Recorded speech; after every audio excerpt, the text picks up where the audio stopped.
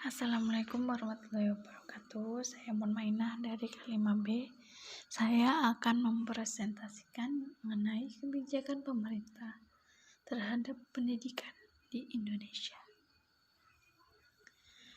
Ketentuan umum pada pasal 1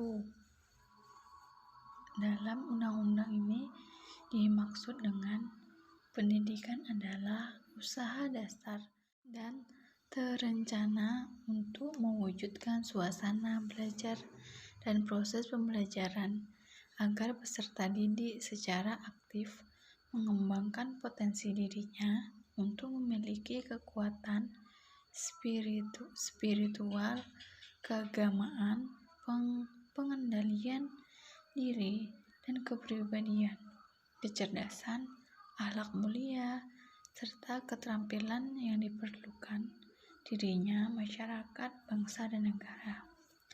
Sedangkan menurut pasal 1 mengenai pendidikan nasional. Pendidikan nasional adalah pendidikan yang berdasarkan Pancasila dan Undang-Undang Dasar Negara Republik Indonesia tahun 1945 yang berakar pada nilai-nilai agama, kebudayaan nasional Indonesia, dan tanggap terhadap tuntutan perubahan zaman.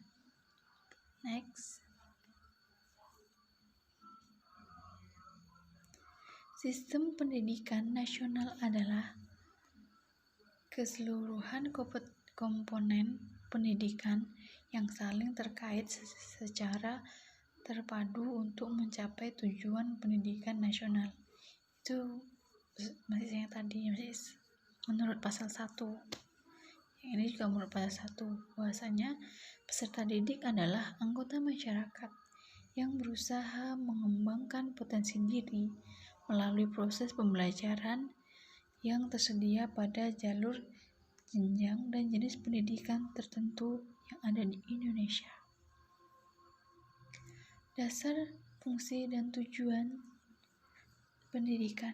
Menurut pasal 2, pendidikan nasional berdasarkan Pancasila dan Undang-Undang Dasar Negara Republik Indonesia tahun 1945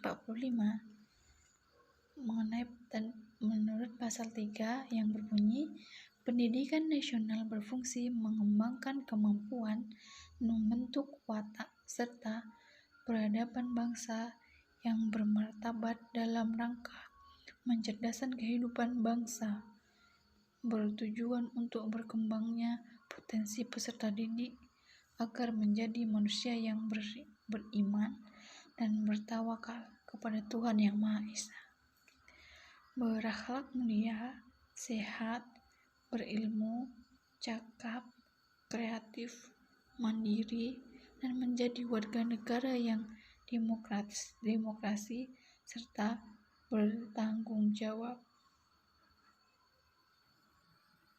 Selanjutnya, perubahan atas Peraturan Pemerintah Nomor 19 Tahun 2005 tentang Standar Nasional Pendidikan.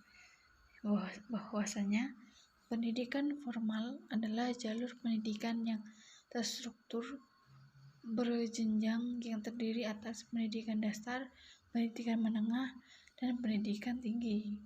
Pendidikan formal itu di sekolah ada gurunya, menggunakan seragam. Sedangkan pendidikan non formal adalah jalur pendidikan luar pendidikan formal yang dapat dilaksanakan secara terstruktur dan berjenjang. Pendidikan non formal itu seperti misalnya kita kursus belajar memasak atau kursus belajar menari gitu.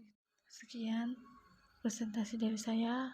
Wassalamualaikum warahmatullahi wabarakatuh.